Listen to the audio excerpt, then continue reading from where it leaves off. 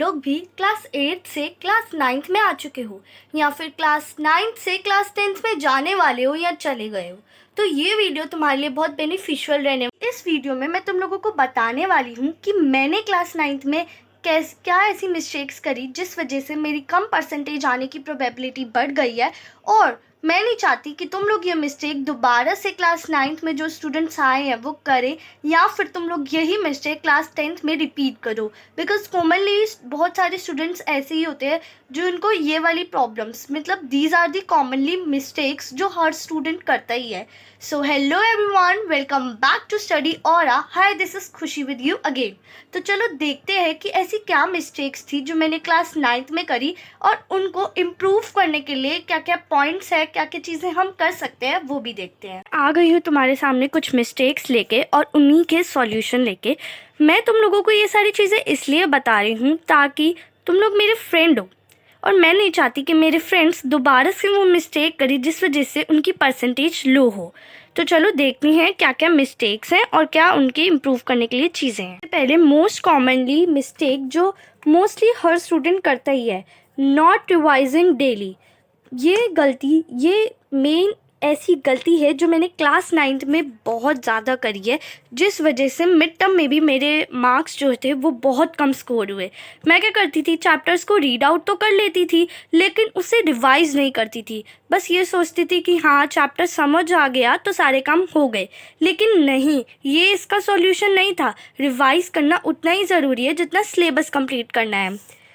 और इसका सॉल्यूशन अगर हम देखें तो वो ये है कि रिवाइज आफ्टर 1 चैप्टर। तो अगर तुम लोग अब क्लास 10th में आ चुके हो तो क्लास 10th की अगर तुम ऑनलाइन पढ़ रहे हो या ट्यूशन पढ़ रहे हो तो दोनों की ही क्लासेस 1 अप्रैल से स्टार्ट हो जानी चाहिए और मेनली हो भी जाती हैं।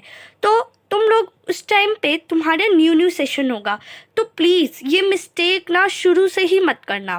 पहला एक चैप्टर जैसे तुमने साइंस का पढ़ा, उसके बाद उसी चैप्टर को उस दिन के लास्ट में रिवाइज कर लेना, या फिर उस हफ्ते के लास्ट में जितने भी चैप्टर्स तुमने उस हफ्ते में करे हैं उसे रिवाइज अप कर लेना, जिससे तुम्हें वो लंबे समय तक याद भी रहेगा और ये रिवाइजिंग वाली मिस्टेक नहीं होगी। अपनी सेकंड मिस्टेक की तरफ जो हर क्लासेस के लिए डिस्ट्रैक्शन, चाहे वो क्लास 5th हो 4th हो। हाँ, मेरी सिस्टर भी 5th क्लास में आने वाली है, उसने 4th के फाइनल एग्जाम्स दिए हैं और ये डिस्ट्रैक्शन सबके लिए है, चाहे वो हमारे पेरेंट्स हों, चाहे यंगस्टर्स हों, चाहे हम लोग खुद भी हों। तो उन लोगों के लिए ये वाली मिस्टेक्स कॉमन है, डिस्ट्रैक्शन। हाँ, मैं मानती हूँ इन डिस्ट्रैक्शंस को दूर करना बहुत मुश्किल है, बहुत, लेकिन अगर हम छोटी छोटी चीज़ों से ट्राई करें तो क्यों नहीं होएगा भाई, ज़रूर होगा। तो इसका solution, use daily mobile phone और TV, tablet, whatever for 1 or 2 hour in starting. मुझे पता है बहुत ज़्यादा मुश्किल होता है इन डिस्ट्रैक्शन से अपने आप को बचाना, लेकिन शुरू में जैसे कि आज का दिन है, तो आज के दिन में मुझे ये अपना टास्क रखना है कि आज के दिन में बस मैं 2 घंटा फ़ोन चलाऊँगी। पूरे दिन में किसी भी 2 घंटा फ़ोन चलाऊँगी बस, उससे ज़्यादा कोई टीवी, फ़ोन वगैरह मैं नहीं चलाऊँगी। ऐसा मत करना कि फ़ोन के लिए 2 घंटा, टीवी के लिए 1 घंटा वगैरह वगैरह, क्योंकि ये सारी चीज़ें ही सेम हैं, डिस्ट्रैक्शंस ही हैं हमारे लिए।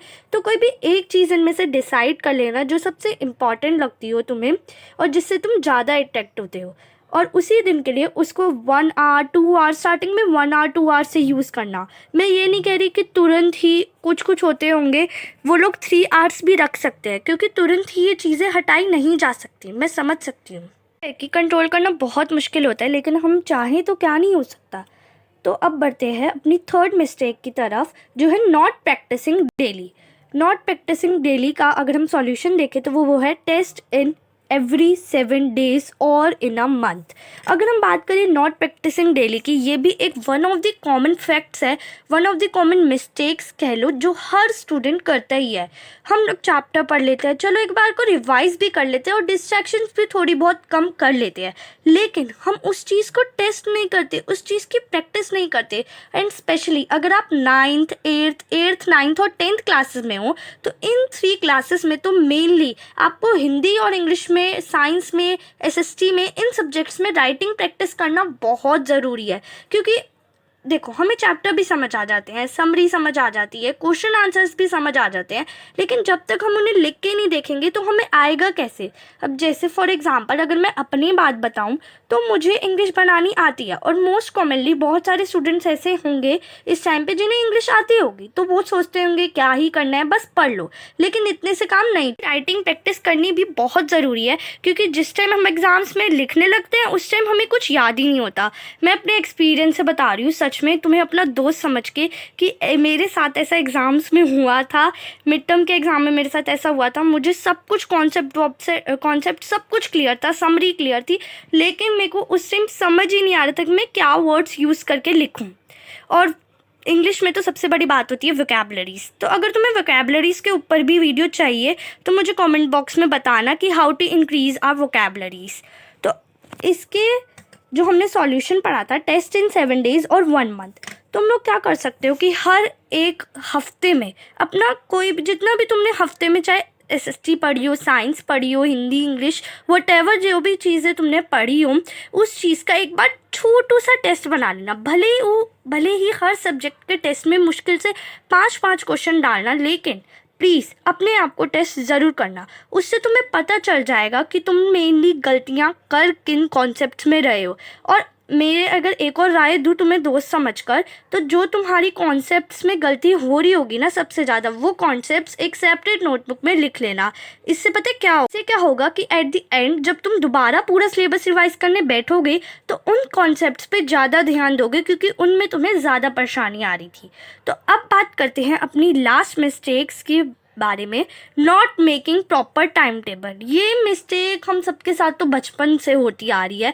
मैं तो अभी भी करती हूँ कि टाइम टेबल बना लिया, मंडे को ये, ट्यूसडे को ये, वेडनेसडे को ये, लेकिन नहीं, जैसा हम सोचते हैं उस हिसाब से हमारा दिन नहीं बीत पाता।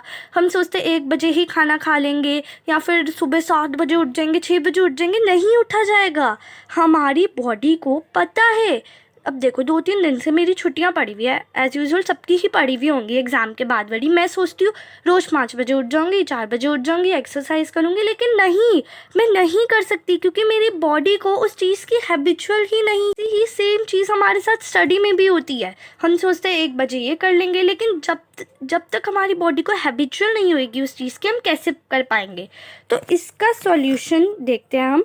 Set daily small task. Daily अपनी एक छोटी सी डायरी बना लो। अगर मैं तुम्हें दूँ, छोटी सी डायरी बना लो, या फिर कोई भी छोटी सी पतली सी नोटबुक लगा लो, या कोई पेज ले लो। पेज तो वैसे मैं रिकमेंड नहीं करूँगी, वो खो जाते हैं ऐसे गिर गिर के कहीं ना कहीं। तो तुम एक नोटबुक बना लो, डायरी बना लो, जिसमें अपने डेली के डेली टास्क लिखो। छोटे से छोटे टास्क उसमें लिखो। ये नहीं कि खाना खाना है, ये करना है, वो करना है, वगैरह वगैरह नहीं। जैसे मुझे आज अपनी यूट्यूब वीडियो बनानी थी, तो मैंने उस डायरी में लिख रखा था कि हाँ, आज ये वाली टॉपिक में मेरे को वीडियो बनानी है। और ये मेरे को कोशिश करना शुरू में मिनिमम टास्क रखो, क्योंकि अगर तुम मिनिमम टास्क को ज़्यादा तुम्हारी हैबिचुअल होएगी कंप्लीट करने की, तुम कर पाओगे मिनिमम टास्क को। तुम्हारा ब्रेन सोचेगा कि हाँ, ये तो हो जाएगा, हमसे ईजी है। और अगर तुमने ज़्यादा टास्क रखे, मैं तुम्हारे लिए ही भले के लिए बता रही हूँ कि कम रखना। अगर तुमने शुरू में ज़्यादा टास्क रखे तो वो कंप्लीट नहीं कर पाओगे तुम। सॉरी, मैं तुम्हें डीमोटिवेट नहीं कर रही हूँ, लेकिन तुम्हारे लिए कह रही हूँ, तुम उसे कंप्लीट नहीं कर पाओगे यार। और इसमें तुम्हारी भी कोई गलती नहीं है अगर वो कंप्लीट नहीं होंगे तो। इस चीज़ की तुम्हें आदत ही नहीं है। मैं कह रही हूँ डेली स्मॉल टास्क बनाओ कि मुझे ये करना है, ये करना है, ये करना है। और फिर देखना एक बार अपनी 1 हफ्ते बाद पलटकर उस डेली टास्क वाली नोटबुक पे कि कितनी सारी चीज़ें तुमने कर ली। और यही एक तरीका है जिस वजह से सिलेबस भी सही टाइम पर कंप्लीट हो जाता है। और एक बात बताऊँ, अगर तुमने वो गोल कंप्लीट कर लिए, तुम्हारे को थोड़ा तो कॉन्फिडेंस आएगा। जितना ही ओवर कॉन्फिडेंस हमारे लिए हानिकारक होता है, उतना ही कॉन्फिडेंस हमारे लिए ज़रूरी होता है। तो इसलिए मैंने कहा कि शुरू में मिनिमम टास्क रखना। तो दीज वर द मिस्टेक्स और सॉल्यूशन जो मैं नहीं चाहती कि तुम लोग करो। क्लास 9th में अगर तुम आ गए हो और क्लास 10th में अगर तुम जा रहे हो, तो ये मिस्टेक्स मेरी तरह तुम नहीं चाहते अगर रिपीट करना, तो do these solution just as a friend. मैं तुम्हें सजेशन देने आई थी कि इस वीडियो के ज़रिए मैं तुम्हें सजेशन देना चाहती थी कि एक बार एक बार मेरी बात मान के ये सॉल्यूशन ज़रूर ट्राई करना। और अगर तुम्हें वीडियो अच्छी लगी हो, सब्सक्राइब, लाइक, शेयर और मुझे कमेंट करना फॉर मोर सच वीडियोस और टॉपिक्स जिन पे तुम्हें वीडियोस चाहिए। Bye bye.